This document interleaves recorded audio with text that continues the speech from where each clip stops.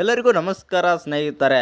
Telugu Titans ವಿರುದ್ಧ ಗೆದ್ದ ಬಳಿಕ ನಮ್ಮ ಬೆಂಗಳೂರಿನ ಆಲ್ರೌಂಡರ್ ಆಗಿರುವಂಥ ಅಲಿ ರೆಜಾ ಅವರು ಬಂದುಬಿಟ್ಟು ನಮ್ಮ ಬೆಂಗಳೂರಿನ ಬಗ್ಗೆ ಏನೆಲ್ಲ ಹೇಳಿದ್ದಾರೆ ಮತ್ತು ಏನೆಲ್ಲ ಮಾತನಾಡಿದ್ದಾರೆ ಅಂತ ತಿಳ್ಕೊಂಬರೋಣ ಬನ್ನಿ.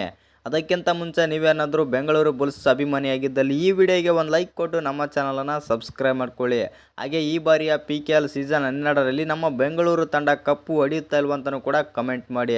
ಇನ್ನು ನಿಮಗೆಲ್ಲ ಗೊತ್ತೇ ಇರ್ಬೋದು, ಈ ಮ್ಯಾಚಲ್ಲಿ ಬಂದುಬಿಟ್ಟು ತೆಲುಗು ಟೈಟನ್ಸ್ ತಂಡ ಗೆಲ್ಲುತ್ತೆ ಅಂತ ಎಲ್ಲರೂ ಅಂದ್ಕೊಂಡಿದ್ರು.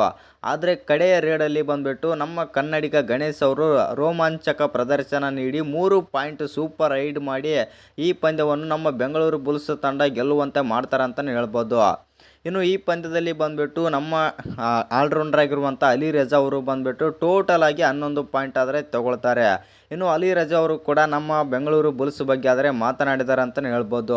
ಈ ಬಾರಿ ನಮ್ಮ ಆಟಗಾರರು ಕೂಡ ಉತ್ತಮ ಪ್ರದರ್ಶನ ಕೊಡ್ತಾ ಇದ್ದಾರೆ ಮತ್ತು ಇನ್ನು ನಮ್ಮ ತಂಡದಲ್ಲಿ ಕೂಡ ಡಿಫೆಂಡರ್ಸ್ ಕೂಡ ಒಳ್ಳೆಯ ಕಾರ್ಯ ಆದರೆ ನಿರ್ವಹಿಸುತ್ತಿದ್ದಾರೆ, ಒಳ್ಳೆಯ ಫಾರ್ಮ್ಗೆ ಕೂಡ ಬಂದಿದ್ದಾರೆ. ಆ ಕಾರಣದಿಂದಾಗಿ ಈ ಬಾರಿ ನಾವು ಈ ಸೀಸನ್ನಲ್ಲಿ ಬೆಂಗಳೂರು ಬುಲ್ಸ್ ತಂಡವನ್ನು ಕಪ್ಪು ಹೊಡಿಸದೆ ಬಿಡುವುದಿಲ್ಲ ಮತ್ತು ಈ ಬಾರಿ ನಾವೇ ಕಪ್ಪು ಗೆಲ್ಲೋದು ಎಂದು ಅಲಿ ರೆಜಾ ಅವರು ಆದರೆ ಹೇಳಿದ್ದಾರೆ ಅಂತಲೇ ಹೇಳ್ಬೋದು.